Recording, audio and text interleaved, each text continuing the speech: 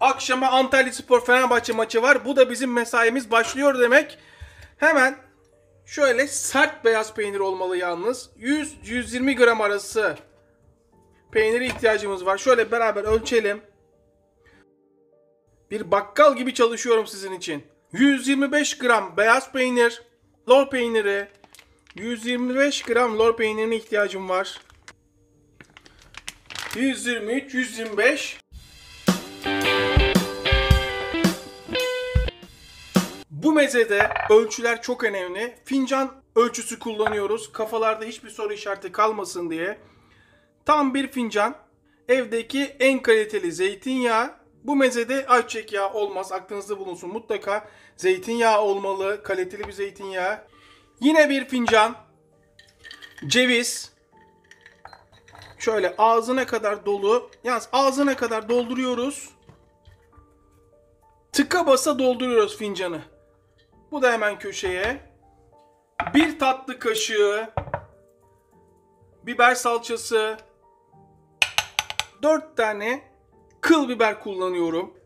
Herkesin bildiği gibi. Fakat bu mezede köy biberi, Charleston biber olmaz. Kullanan kullanır tabi. Ama lezzetli, orijinale yakın yapmak istiyorsanız böyle kıl biber kullanmalısınız. Kıyabildiğiniz kadar ince kıymalısınız. Çok ince olmalı. Bakın aynen böyle incecik olmalı. Görebiliyor musunuz? İncecik kıymak çok önemli. Dereotu 9-10 dal. Kıyabildiğiniz kadar ince kıyın. Kıyabildiğiniz kadar ince. Bir fincan cevizi eziyoruz. Koray, ben böyle ezmesem de robotta çeksem olur mu? Ya görüntü olarak olur ama böyle yağını bu şekilde çıkarmazsanız, ya bu da yoksa elinizde bir buzdolabı poşetine koyup elinizde ufalayın. Şimdi burada önemli nokta. Bakın cevizler böyle dişe gelmeli. Görüyor musunuz? Mutlaka böyle dişe gelmeli. İsteyen beyaz peyniri rendenin şöyle kalın tarafıyla rendeleyebilir. Ya da tamamen cam kabın içine atıp hangisi kolayınıza geliyorsa. Daha sonra lor peynirini de cam kabın içine atıp bir çatal yardımıyla şöyle ezerek lor peynir, beyaz peynir ezilmesine yardımcı oldu. Bakın gördüğünüz gibi büyük parça bırakmadım. Ama çok da böyle un ufak olsun diye de kendimi yormadım açıkçası. Bir tatlı kaşığı biber salçam. Herkes hepsini karıştıracağız sadece zannediyordu. Hayır. Bunu yaparken yapılan en büyük hatalardan bir tanesi. Şöyle kaşıktaki biber salçasını da bırakalım. Salça iyice bulaşmaya başladı. Hemen ezmiyorum peynirleri şu anda artık. Sadece karıştırıyorum. Harika. Dereotum. Dereotunu da karıştırıyorum. Şimdi sadece cevizimle biberlerim kaldı. Cevizi ve biberi burada katıyorlar. Oysa ki yapılan hata bu. Hayır. Meyhane ustalarının yaptığı şekilde hemen ocağa gidiyoruz. Ocağımın en büyük yüzünü en kısık şekilde yakıyorum. Ocağın kısık ateşte olması çok önemli. Daha tavam ısınmaya başlamadan önce, yani ısınırken cevizleri içine atıyorum. Normalde bu cevizi, biberi çiğ şekilde içine atıyorlar. Oysa ki püf noktası bu. Vallahi her şeyi gösteriyorum. İnanın bugün başım belaya girecek. En sonunda Ermeni meze ustaları da peşime düşecek. Zaten başım belada. Ama Allah'tan arkamda kebapçı Selahattin var. Sorun olmaz. Bir 30 saniye kapağı kapalı bırakıyorum. Evet. O kokuyu şu anda hissedebiliyorum. Dibi de hafif yağlanmış görüyorsunuz. Böyle cıvık cıvık bir yağ beklemeyin sadece. Sadece kendi öz yağına çıkması lazım. Bir yemek kaşığı zeytinyağı.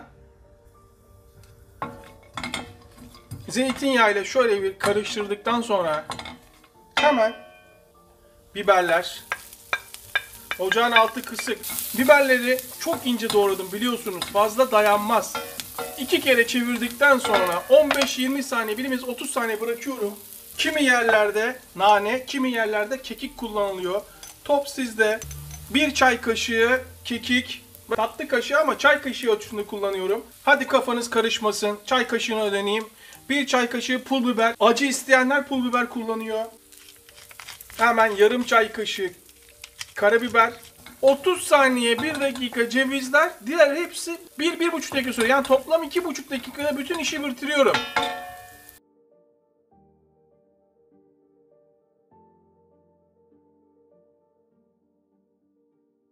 Soğuk zeytinyağımı üstüne döküyorum. Daha fazla pişmesine izin vermiyorum cevizin. Hemen karıştırmaya başlıyoruz. Tuzuna bakalım, baharatlarına bakalım. Hiç ama hiç tuz atmamamıza rağmen çok iyi durumda. Aynı tavayı kullanarak isteyen normal ekmek de kullanabilir. Benim şu anda tost ekmeğim var. Çok az tereyağı at.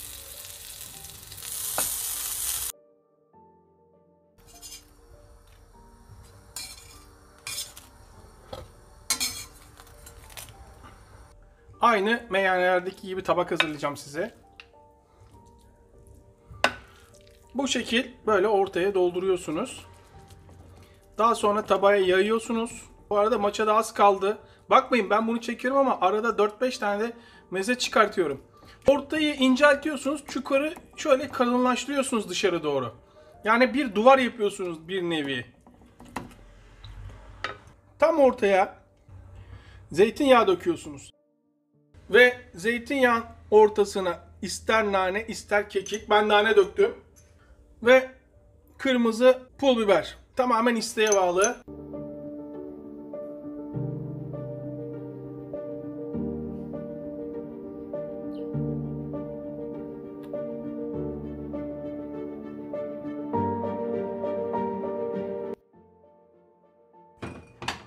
Biberi, cevizi 1,5-2 dakika kızartmamız, pişirmemiz mezemizin dolaptaki ömrünü uzatmamızı sağladı. En az 2 gün daha fazla dolapta bozulmadan bekletebiliriz. 3 gün rahat rahat dolapta bekletip daha sonra çıkartıp tüketebilirsiniz. Eğer buzluğa koyarsanız 6 ay boyunca bozulmadan istediğiniz zaman çıkartıp yiyebilirsiniz.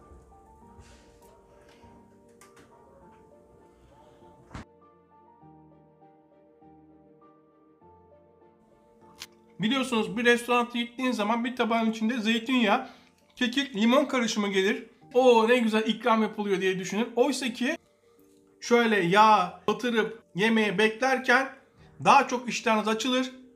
Bayağı git bir şey. Açın ağzınızı. Her zamanki gibi ilk lokma sizin.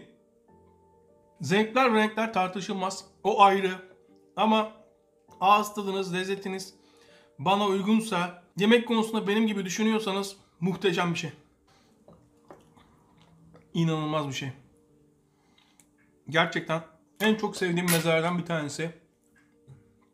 Kendinizi şımartmak istediğiniz zaman şu mezeyi bir yapın. Ve beni almayı da unutmayın. Son bir hatırlatma. Girit ezmesi yapmadık. Peynirli Rum ezmesi yaptık. İzleyip abone olmayan vicdansızlar var. Olmayın bakalım, olmayın. Nereye kadar olmayacaksınız? Hepimize yine sağlık. Tekrardan herkese selamlar.